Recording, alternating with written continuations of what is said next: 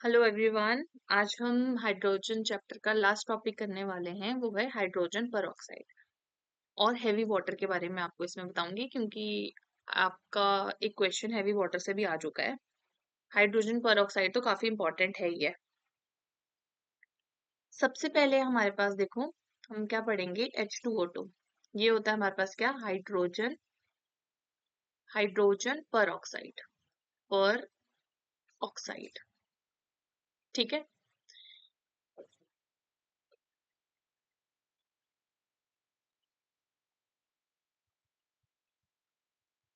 अब देखो, hydrogen peroxide हमारे पास होता है H2O2। ठीक है। सबसे पहले हम करेंगे इसकी प्रेपरेशन। प्रेपरेशन, कि इसकी जो प्रेपरेशन है वो कैसे कर सकते हैं। सबसे पहले है, हम हाइड्रेटेड बेरियम क्लोराइड लेंगे। क्या है, Ba, सॉरी बेरियम ऑक्साइड लेंगे, BaO2 डॉट 8H2O, तो हाइड्रेटेड हो गया। ठीक है, सॉलिड। ठीक है। और इसके अंदर क्या डालेंगे, एसिड डालेंगे। हम डालें इसके अंदर H2SO4। ठीक है। इसमें हमारे पास क्या बनता है, इसमें बनता है बेरियम सल्फेट। ठीक है। और साथ में H2O2, H2O2। ठीक है, बेरियम सल्फेट सॉलिड होता है, H2O2 बनता है एक्वस। ठीक है। और साथ में वाटर, 8H2O। H2O तो आपको पता है वाटर होता है, लिक्विड होता है। ठीक है। ये हमारे पास है इसकी प्रिपरेशन। ठीक है, किससे हो रही है ये, हमारे पास ये हो रही है हाइड्रेटेड बेरियम परऑक्साइड। ठीक है। क्या है ये, this is hydrated barium peroxide. ठीक है। सेकंड है हमारे पास, क्या करना है हमने, हमने बेसिकली एसिडिफाइड सल्फेट सोल्यूशन लेना है। क्या लेना है, एसिडिफाइड सल्फेट सोल्यूशन लेना है। ठीक है, सल्फेट सोल्यूशन। ठीक है। और हमने उसकी इलेक्ट्रोलिसिस करवानी है। इलेक्ट्रोलिसिस आपको पता है, इलेक्ट्रिसिटी पास करते हैं जब, और उसकी लिसिस मतलब टुकड़े हो जाते हैं। ठीक है, इलेक्ट्रोलिसिस मतलब कि हमने एसिडिफाइड सल्फेट सोल्यूशन ले लिया, उसकी इलेक्ट्रोलिसिस करवा दी, और हमारे पास क्या बन जाएगा, पर ऑक्सो डाइसल्फेट। क्या बन जाएगा, पर ऑक्सो डाइसल्फेट। ठीक है। क्या हो रहा है हमारे पास, एसिडिफाइड, हमने सल्फेट सोल्यूशन ले लिया, एसिडिफाइड सल्फेट सोल्यूशन हो गया 2HSO4 माइनस। ठीक है, हमने ये ले लिया। ठीक है। इसकी हमने क्या करवाई, इलेक्ट्रोलिसिस करवाई। ठीक है, इलेक्ट्रोलिसिस करवा दी इसकी। ठीक है। और ये क्या बन जाएगा, यहां से हमारे पास बन जाता है HO3SOOSO3। ठीक है, H, ये बन जाता है। ठीक है। ये है हमारे पास क्या, परऑक्सो डाइसल्फेट। फिर हमने क्या करा, इसकी हाइड्रोलिसिस करी। क्या किया, इसकी हाइड्रोलिसिस करी। ठीक है, हाइड्रोलिसिस मतलब कि पानी डाला इसमें और इसकी हाइड्रोलिसिस कर दी। ठीक है। क्या बन जाएगा, यहाँ से हमारे पास दोबारा से HSO4 माइनस बन जाएगा। ठीक है। और क्या बन जाएगा, 2H प्लस आयंस। ठीक है। और साथ में यहाँ पे बनता है H2O2, और इसको हम क्या बोलते हैं, इसको हम बोलते हैं हाइड्रोजन परऑक्साइड। तो यही बनाना था हमने। तो ये इसके मेथड ऑफ प्रिपरेशन होते हैं। ठीक है। इसके बाद देखो, फिर देखते हैं इसकी फिजिकल प्रॉपर्टी। छोटा सा टॉपिक होगा ये, ज्यादा बड़ा नहीं होगा। फिर देख करते हैं इसकी फिजिकल प्रॉपर्टीज। प्रिपरेशन हो गई, इसकी फिजिकल प्रॉपर्टीज। ठीक है। इसकी फिजिकल प्रॉपर्टीज इंपॉर्टेंट है, ये इंपॉर्टेंट है। ठीक है, यहाँ से क्वेश्चन आता है कि जो प्योर हमारे पास होता है H2O2 हाइड्रोजन परऑक्साइड, ये कैसा होता है, ये हमारे पास सिरपी लिक्विड होता है, सिरप की तरह। ठीक है, इज अ सिरपी लिक्विड। ठीक है, सिरपी लिक्विड। ठीक है। और कैसा होता है ये कलरलेस होता है, इट इज कलरलेस। ठीक है, बट ये कलरलेस होता है, but gives a bluish tinge, bluish tinge in thick layers, ठीक, थिक लेयर। होता तो ये कलरलेस है, लेकिन हम इसको जैसे काफी सारी इसकी काफी सारे अमाउंट में लेंगे, काफी सारी लेयर्स हम इसकी देखेंगे, तो इसका कुछ ब्लूइश सा टिंज दिखता है हमें, ठीक है। उसके बाद क्या होता है, ये सॉल्यूबल होता है, it is soluble in water, ठीक है, पानी में सॉल्यूबल होता है ये, ठीक है, अल्कोहल में भी सॉल्यूबल होता है ये, ठीक है, एंड ईथर में भी सॉल्यूबल होता है, ether, in all the proportions, ठीक है, in all the proportions, all right. इसके बाद क्या होता है, it is more viscous than, ये पॉइंट इंपॉर्टेंट है, it is more viscous than water, ठीक है, ये पानी से ज्यादा विस्कस होता है। विस्कस मतलब विस्कोसिटी का मतलब ये होता है, विस्कोसिटी और आप डेंसिटी को एक जैसे समझ सकते हो। विस्कस मतलब कि जो लेयर्स है वो आपस में कितने ज्यादा उससे स्टिक हुई है, जैसे कि जैसे हम अगर हनी की बात करें और अगर हम वाटर की बात करें, तो हनी जो होता है, हनी हमारे पास क्या होता है, हनी हमारे पास ज्यादा विस्कस नेचर का होता है, ठीक है, जो हनी होता है वो ज्यादा विस्कस होता है ना, ऐसा दिखता है ना आपको, हनी काफी ज्यादा विस्कस होता है, उसकी विस्कोसिटी ज्यादा होती है, ठीक है। अब देखो होता क्या है कि, एक मिनट, अब देखो जो हनी होता है वो काफी ज्यादा विस्कस नेचर का होता है, ठीक है, ये होता है विस्कोसिटी, ठीक है, ऐसे भी समझ सकते हो, जिसकी डेंसिटी ज्यादा होती है वो ज्यादा विस्कस होता है। तो जो H2O2 होता है, सिरपी सिरपी होता है, तो सिरप तो ज्यादा ही डेंसर होता है, ज्यादा ही विस्कस होता है ना वाटर से, तो इसकी विस्कोसिटी जो होती है वो वाटर से ज्यादा होती है, तो ये क्वेश्चन आ सकता है, ठीक है। और ऐसा क्यों होता है, ऐसा इसलिए होता है, हमने देखा था ना अभी लास्ट लेक्चर में कि जो वाटर होती है, वाटर में हाइड्रोजन बॉन्डिंग होती है। अब जो होती हाइड्रोजन बॉन्डिंग किसमें, H2O2 में भी है, और वाटर से ज्यादा हाइड्रोजन बॉन्डिंग होती है H2O2 में, इसमें 2 ऑक्सीजन प्रेजेंट है, ठीक है।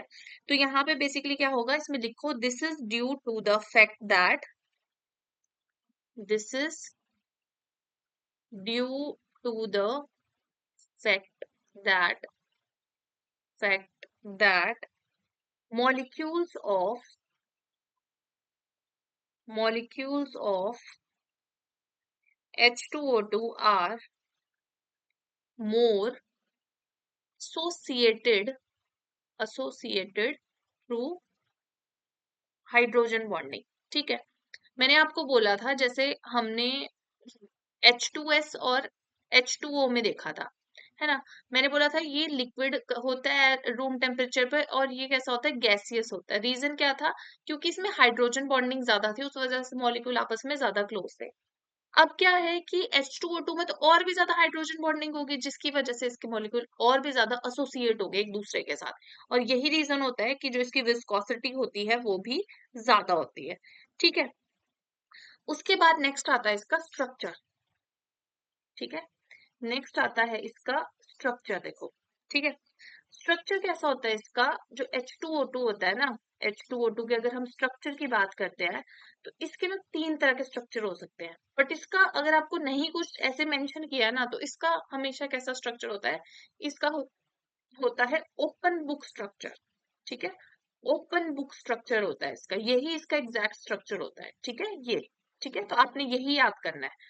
वैसे इसकी कैसी फॉर्म होती है, इसकी सिस फॉर्म भी होती है, ठीक है, सिस फॉर्म, ठीक है, और ट्रांस फॉर्म भी, ठीक है। सिस और ट्रांस तो बहुत इजी होता है, आपने ऑर्गेनिक में किया होगा। सिस का मतलब है कि ये 2 H है, 2 OH है। सिस फॉर्म में क्या होगा, सिस फॉर्म में दोनों हाइड्रोजन एक तरफ को होंगे, और ट्रांस फॉर्म में क्या होगा, दोनों हाइड्रोजन आपस में ट्रांस होंगे ऐसे, और एक ही प्लेन में होगा ये स्ट्रक्चर, ठीक है। तो ये होता है इसकी cis and trans form. Open book structure कैसा होता है, देखो ओपन बुक कैसी होती है, किताब, खुली किताब, है ना। तो ऐसे मान लो कि आपके पास ना ये है किताब एक, ठीक है, मैं बना रही हूँ, देखते हैं कि कैसा बनता है स्ट्रक्चर, ठीक है। ये है आपके पास ओपन बुक, ठीक है, ऐसे, और ये खुली किताब है ऐसे, ठीक है, ऐसे ऐसे समझ लो, ठीक है, ऐसे, ठीक है। और अब ये होगी ओपन बुक, ठीक है, इसमें कैसे लगे हैं ऑक्सीजन, मान लो ये 2 ऑक्सीजन ऐसे लगे हैं, है ना, आपस में ऐसे जुड़े, एक हाइड्रोजन ऊपर को है इस वाली तरफ को, एक हाइड्रोजन ऐसे नीचे को है। तो इसका स्ट्रक्चर कैसा हो गया, ओपन बुक स्ट्रक्चर होता है, ठीक है। अब देखो मतलब कैसा हो गया, देखो आप ऐसे रख सकते हो, देख सकते हो इसको ऐसे, ओपन बुक ऐसे होगी ओपन बुक, ठीक है। तो ओपन बुक में आप ऐसे देखो कि हमारे पास क्या है, दो ऑक्सीजन ऐसे बीच में लगे हैं, एक हाइड्रोजन इधर लगा है और एक हाइड्रोजन ऊपर को लगा है। तो आपको वो ऐसे समझ ही आ गया होगा जो मैंने इसका स्ट्रक्चर बनाया, ठीक है ये भी, ठीक है। तो इसका ऐसे ओपन बुक स्ट्रक्चर होता है, ठीक है। अब बात करते हैं बॉन्ड एंगल्स की। तो जो बॉन्ड एंगल्स होते हैं देखो, जो ये वाला बॉन्ड एंगल होता है हमारे पास, ये होता है 147 डिग्री एंड,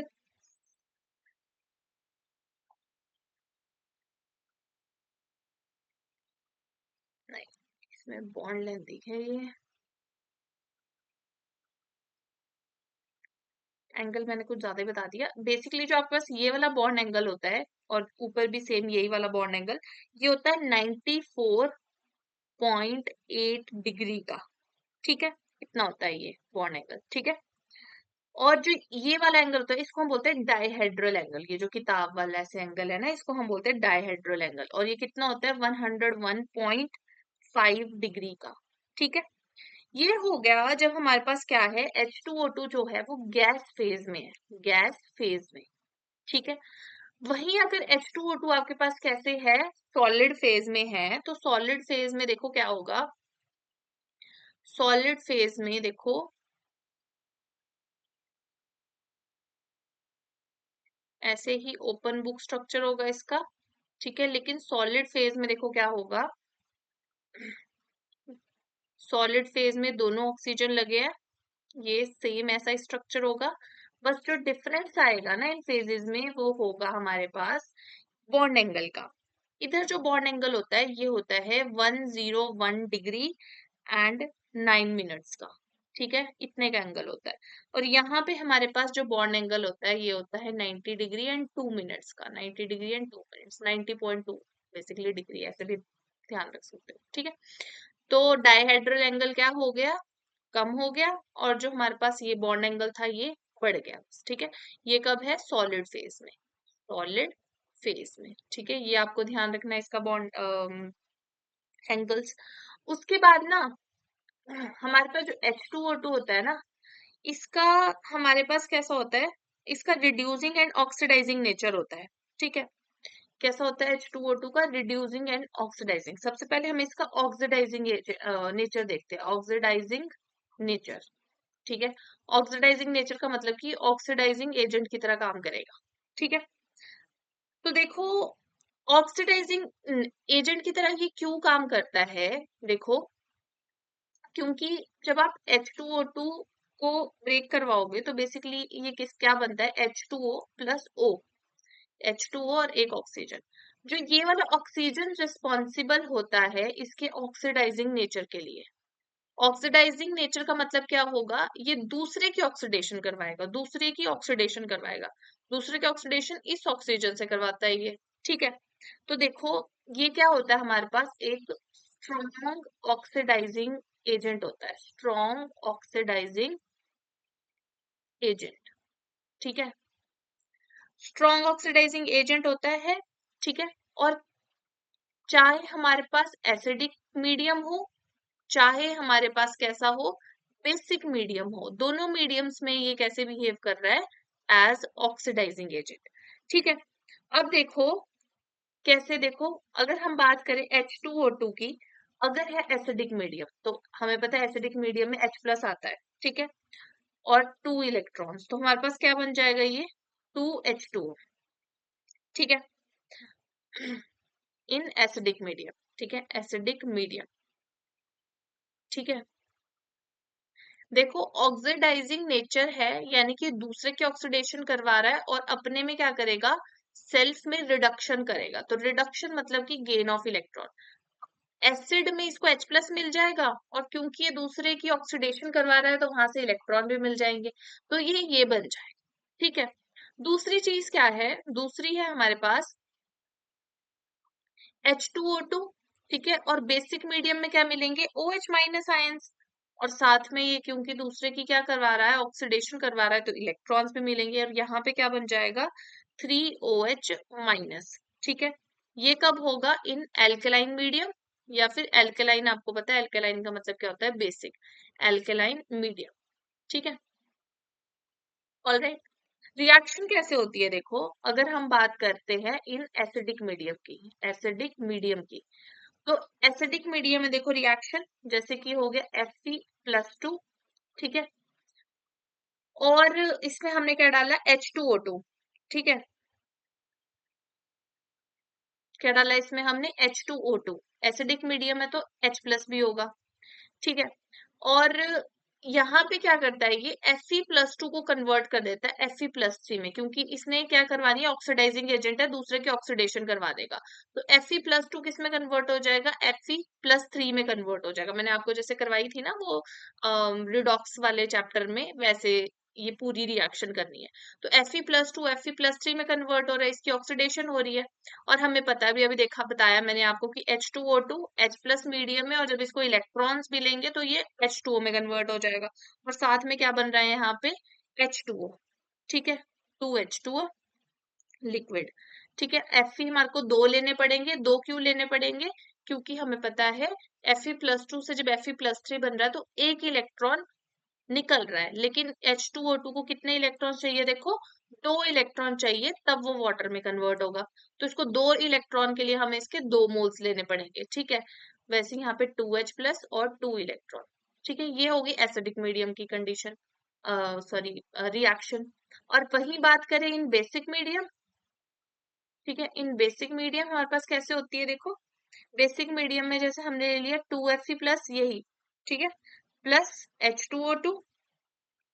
ठीक है, और यहाँ पे क्या बन जाएगा, 2Fe+3, वही इसको 2 इलेक्ट्रॉन चाहिए, और साथ में यहाँ पे क्या बन जाएगा, 2OH-, ऐसे, है ना।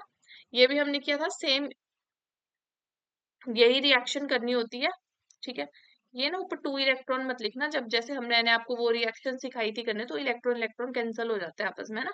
तो ये नहीं लिखने आपने, इलेक्ट्रॉन गलती से लिख दिया मैंने। ठीक है, तो ये बनता है इधर। ठीक है, उसके बाद देखो, जब ये रिड्यूसिंग नेचर शो करेगा, क्या शो करेगा, रिड्यूसिंग नेचर। ठीक है, तो रिड्यूसिंग नेचर में देखो क्या होगा, अगर हम बात करें in acidic medium, acidic medium. ठीक है, तो एसिडिक मीडियम में रिएक्शन बस एक एक लिखवा देती हूँ आपको, जैसे कि आपके पास MnO4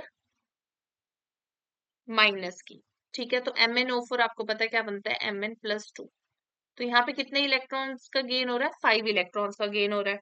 ठीक है, और यहाँ पे हमारे पास क्या आ जाएगा, H2O2। ठीक है, 6H+। ठीक है, वैसे इस रिएक्शन को करेंगे और यहाँ पे बन जाता है 8H2O।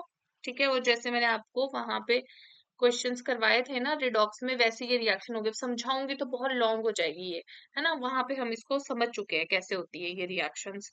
ठीक है, 2, यहाँ पे 2 बैलेंस हो गया। ठीक है, ऐसे होती है। वैसे ही अगर हम बात करते हैं इन बेसिक मीडियम की, तो बेसिक मीडियम में कैसे होता है, जैसे I2+O2। ठीक है, +2OH-। ठीक है, क्या बन गया, 2I- + 2H2O + O2। यहाँ पे देखो I2 एलिमेंटल फॉर्म में, 0 ऑक्सीडेशन स्टेट है, यहाँ पे -1 ऑक्सीडेशन है, यानी कि इसमें क्या हो रही है, रिडक्शन हो रही है। ठीक है, रिडक्शन हो रही है, यानी कि यहाँ पे हमारे पास जो H2O2 है, ये मैंने क्या कर दिया इसमें,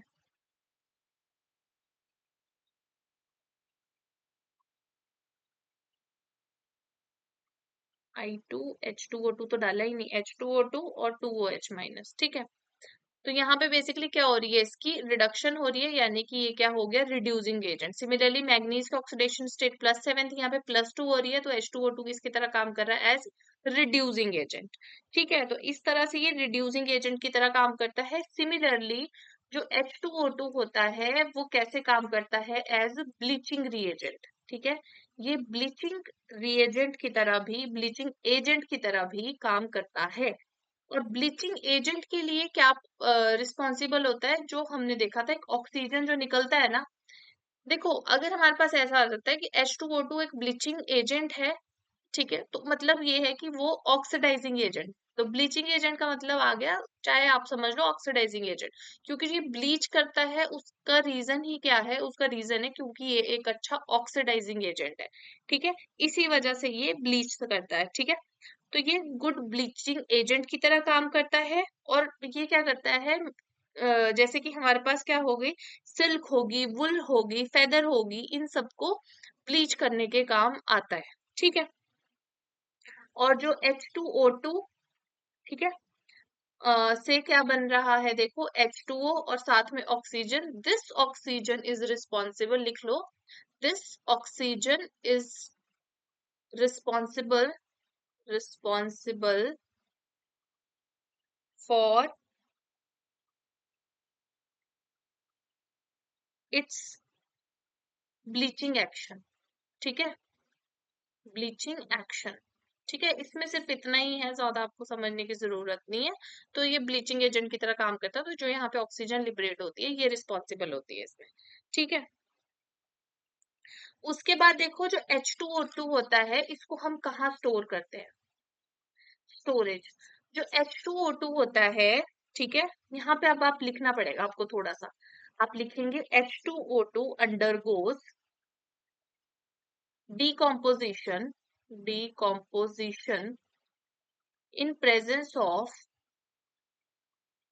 प्रेजेंट, हमने देखा ना डिकम्पोजिशन होती है तो H2O और ऑक्सीजन में डिकम्पोज हो जाता है, प्रेजेंस ऑफ सनलाइट, ठीक है, सनलाइट की प्रेजेंस में भी ये डिकम्पोज हो जाता है, मेटल में अगर हम इसको रखेंगे ये तब भी डिकम्पोज हो जाएगा, सरफेस ग्लास के ऊपर हम रखेंगे तब भी ये क्या हो जाएगा, ग्लास के सरफेस, ग्लास में भी ये डिकम्पोज हो जाएगा, एल्कलाई में भी ये डिकम्पोज हो जाएगा, ठीक है, डस्ट में भी ये डिकम्पोज हो जाएगा, ठीक है। तो क्या करें, तो इसीलिए हम इनको, therefore H2O2 is not stored in, stored in glass bottles, ठीक है, ग्लास बॉटल्स, तो ग्लास बॉटल्स में हम H2O2 को नहीं स्टोर करके रख सकते हैं। तो कहाँ स्टोर करते हैं हम, क्यों नहीं रख सकते हैं, क्योंकि ग्लास बॉटल के अंदर ये डिकम्पोज हो जाएगा, बाहर नहीं रख सकते क्योंकि सनलाइट में भी डिकम्पोज, किसी मेटल के अंदर नहीं रख सकते उसमें भी डिकम्पोज हो जाएगा। तो इसीलिए हम जो H2O2 है इसको कहाँ स्टोर करते हैं, H2O2 जो होता है is stored in wax lined, wax lined glass bottles, glass bottles और प्लास्टिक बॉटल्स इन डार्क, ठीक है। वैक्स लाइंड ग्लास बॉटल्स में मतलब कि जैसे ग्लास की बॉटल होगी उसमें वैक्स लगा देंगे अंदर ऐसे, ठीक है, फिर उसके अंदर H2O2 स्टोर करेंगे, क्यों, क्योंकि अगर डायरेक्टली ग्लास के अंदर डाल दिया तो उनके बीच में रिएक्शन हो जाएगी, मतलब वो उसको डिकम्पोज कर देगा, और डार्क में रखना पड़ेगा क्योंकि सनलाइट में भी वो डिकम्पोज हो जाता है, ठीक है, ठीक है। और साथ में कई बार क्या करते हैं इसके अंदर यूरिया भी डाल देते हैं, ठीक है, urea is added as stabiliser, ठीक है, स्टेबलाइजर के तौर पे यूरिया का यूज करते हैं, ठीक है। इसके बाद देखो फिर आता है हमारे पास, मैंने आपको बताया था, मैं आपको ये कंप्लीट होता है आपके पास H2O2, मैंने आपको बताया था हैवी वाटर के बारे में ना, हैवी वाटर, ठीक है, हैवी वाटर क्या होता है, हैवी वाटर होता है D2O, ठीक है। ये ऐसा होता है कि जैसे आप ऐसे लगा लो कि 99.9% तो आपके पास H2O ही होता है, पानी में 99.9% तो आपके पास H2 ही होगा, कुछ एक मॉलिक्यूल्स प्रेजेंट होंगे D2O के। तो हम क्या करते हैं, हम क्या करते हैं, पानी की, वाटर की इलेक्ट्रोलिसिस करवाते हैं, क्या करवाते हैं, इलेक्ट्रोलिसिस करवाते हैं, ठीक है, लिसिस करवाते हैं, और कैसी, एक्सटेंसिव, बहुत ज्यादा, ठीक है, बहुत ज्यादा एक्सटेंसिव इलेक्ट्रोलिसिस करवा देते हैं पानी की, ठीक है। तो उससे होता क्या है, उससे ये हो जाता है, वाटर की एक्सटेंसिव हाइड्रोलिसिस करवाएंगे, उससे होगा क्या, उससे ऐसा होगा कि जो H2O है वो तो इन दोनों रॉड्स के ऊपर देखो, H प्लस मैंने बताया था आपको कैथोड के ऊपर लिबरेट हो जाएगा, है ना, ऐसे होगा ना। H प्लस जो होगा वो नेगेटिव के पास जाएगा और H2 गैस बन के बाहर निकल जाएगा, ठीक है, यहाँ पे लिबरेट हो जाएगा। और जो ऑक्सीजन होगा, हमने की थी ना इलेक्ट्रोलिसिस, और जो ऑक्सीजन होगा वो क्या होगा, वो पॉजिटिव चार्ज की तरफ जाएगा और वहां पे जाके लिबरेट हो जाएगा, ठीक है। तो इस तरह से हमारे पास क्या होता है, बेसिकली H2 और जो H2O में हाइड्रोजन और ऑक्सीजन तो लिबरेट होगी। अब जो पीछे रह जाता है वो रहता है D2O। तो जब बहुत ज्यादा एक्सटेंसिवली इलेक्ट्रोलिसिस करते हैं सिंपल हम वाटर की, तो उसमें D2O बनता है, ठीक है। अब देखो जी क्या फायदा है इसका, यूजेस इसके क्या होते हैं। यूजेस इसके ऐसे होते हैं कि देखो, यूजेस की बात करें तो ये मॉडरेटर की तरह काम करता है, ठीक है, मॉडरेटर। तो इसमें आप लिख सकते हैं, मैं आपको बोल देती हूँ।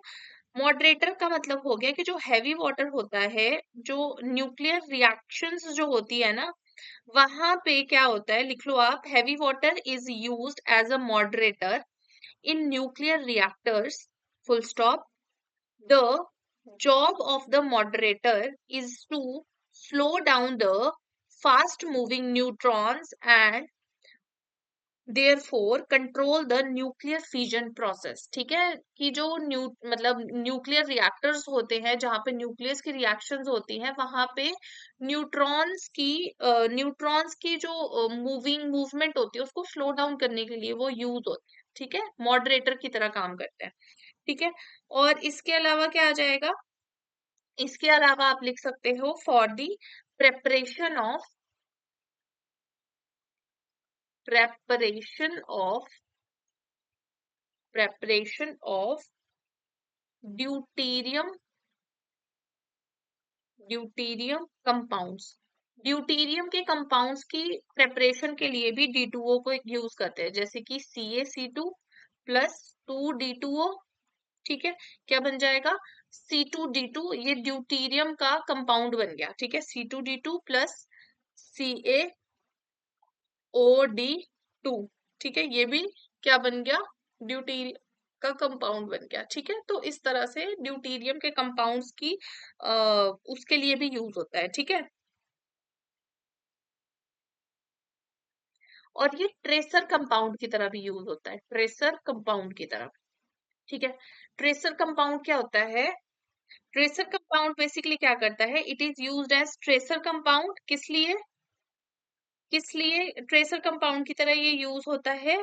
बेसिकली जो ट्रेसर कंपाउंड होता है ये रिएक्शन के बेसिकली जो हमारे पास होता है रिएक्शन मैकेनिज्म, उसको स्टडी करने के लिए यूज होता है, to study reaction mechanism, reaction mechanism, ठीक है।